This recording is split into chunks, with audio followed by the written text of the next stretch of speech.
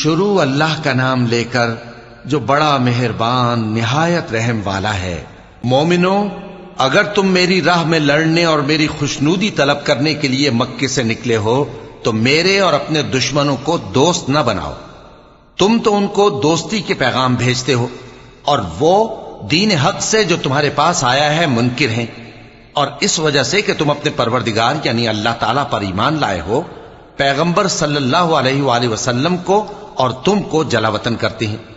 تم ان کی طرف پوشیدہ پوشیدہ دوستی کے پیغام بھیجتے ہو، اور جو کچھ تم مخفی طور پر اور جو علل اعلان کرتے ہو وہ مجھے معلوم ہے، اور جو کوئی تم میں سے ایسا کرے گا وہ سیدھے رستے سے بھٹک گیا۔ اگر یہ کافر تم پر قدرت پالیں تو تمہارے دشمن ہو جائیں، اور ایذا کے لیے تم پر ہاتھ بھی چلائیں اور زبانیں بھی، اور یہ چاہتے ہیں کہ تم کسی طرح کافر ہو جاؤ۔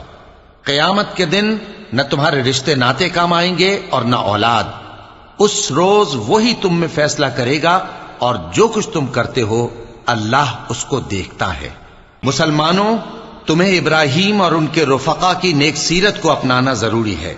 جب انہوں نے اپنی قوم کے لوگوں سے کہا کہ ہم تم سے اور ان بتوں سے جن کو تم اللہ کے سوا پوجتے ہو بے تعلق ہیں، ہم تمہارے معبودوں کے کبھی قائل نہیں ہو سکتے،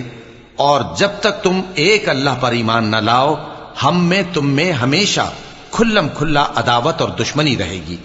ہاں، ابراہیم نے اپنے باپ سے یہ ضرور کہا تھا کہ میں آپ کے لیے مغفرت مانگوں گا، اور میں اللہ کے سامنے آپ کے بارے میں کسی چیز کا کچھ اختیار نہیں رکھتا۔ اے ہمارے پروردگار، تجھی پر ہمارا بھروسہ ہے اور تیری ہی طرف ہم رجوع کرتے ہیں، اور تیرے ہی حضور میں ہمیں لوٹ کر آنا ہے۔ اے ہمارے پروردگار، ہم کو کافروں کے ذریعے فتنے میں نہ ڈالنا، اور اے ہمارے پروردگار ہمیں معاف فرما، بے شک تو غالب ہے، حکمت والا ہے۔ تم مسلمانوں کو یعنی جو کوئی اللہ کے سامنے جانے اور روز آخرت کے آنے کی امید رکھتا ہو اسے ان لوگوں کی نیک سیرت اپنانی چاہیے، اور جو روگردانی کرے تو اللہ بھی بے نیاز ہے، لائق حمد و ثنا ہے۔ عجب نہیں کہ اللہ تم میں اور ان لوگوں میں جن سے تم دشمنی رکھتے ہو دوستی پیدا کر دے، اور اللہ قادر ہے، اور اللہ بخشنے والا ہے، مہربان ہے۔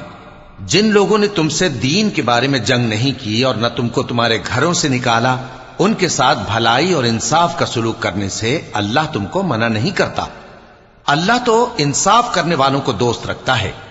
اللہ انہی لوگوں کے ساتھ تم کو دوستی کرنے سے منع کرتا ہے جنہوں نے تم سے دین کے بارے میں لڑائی کی اور تم کو تمہارے گھروں سے نکالا اور تمہارے نکالنے میں اوروں کی مدد کی۔ تو جو لوگ ایسوں سے دوستی کریں گے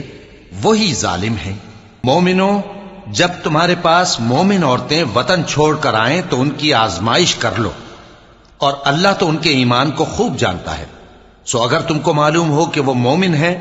تو ان کو کفار کے پاس واپس نہ بھیجو کہ نہ یہ ان کو حلال ہیں اور نہ وہ ان کو حلال ہیں، اور جو کچھ انہوں نے ان پر خرچ کیا ہو وہ ان کو دے دو، اور تم پر کچھ گناہ نہیں کہ ان عورتوں کو مہر دے کر ان سے نکاح کر لو، اور کافر عورتوں کے ساتھ تعلقات نکاح باقی نہ رکھو، یعنی انہیں کفار کو واپس دے دو، اور جو کچھ تم نے ان پر خرچ کیا ہو تم ان سے طلب کر لو، اور جو کچھ انہوں نے اپنی عورتوں پر خرچ کیا ہو وہ تم سے طلب کر لیں۔ یہ اللہ کا حکم ہے جو تم میں فیصلہ کیے دیتا ہے، اور اللہ جاننے والا ہے، حکمت والا ہے۔ اور اگر تمہاری بیویوں میں سے کوئی تمہارے ہاتھ سے نکل کر کافروں کے پاس چلی جائے اور اس کا مہر وصول نہ ہوا ہو، پھر تم ان سے جنگ کرو اور ان سے تم کو غنیمت ہاتھ لگے، تو جن کی بیویاں چلی گئی ہیں ان کو اس مال میں سے اتنا دے دو جتنا انہوں نے خرچ کیا تھا، اور اللہ سے جس پر تم ایمان لائے ہو ڈرتے رہو۔ اے پیغمبر صلی اللہ علیہ وآلہ وسلم، جب تمہارے پاس مومن عورتیں اس بات پر بیعت کرنے کو آئیں کہ نہ تو اللہ کے ساتھ شرک کریں گی، نہ چوری کریں گی، نہ بدکاری کریں گی، نہ اپنی اولاد کو قتل کریں گی، نہ اپنے ہاتھ پاؤں کے درمیان کوئی بہتان باندھ لائیں گی، اور نہ نیک کاموں میں تمہاری نافرمانی کریں گی، تو ان سے بیعت لے لو اور ان کے لیے اللہ سے بخشش مانگو، بے شک اللہ بخشنے والا ہے، مہربان ہے۔ مومنوں، ان لوگوں سے جن پر اللہ غصے ہوا ہے دوستی نہ کرو، کیونکہ جس طرح کافروں کو مردوں کے جی اٹھنے کی امید نہیں، اسی طرح ان لوگوں کو بھی آخرت کے آنے کی امید نہیں۔ صدق اللہ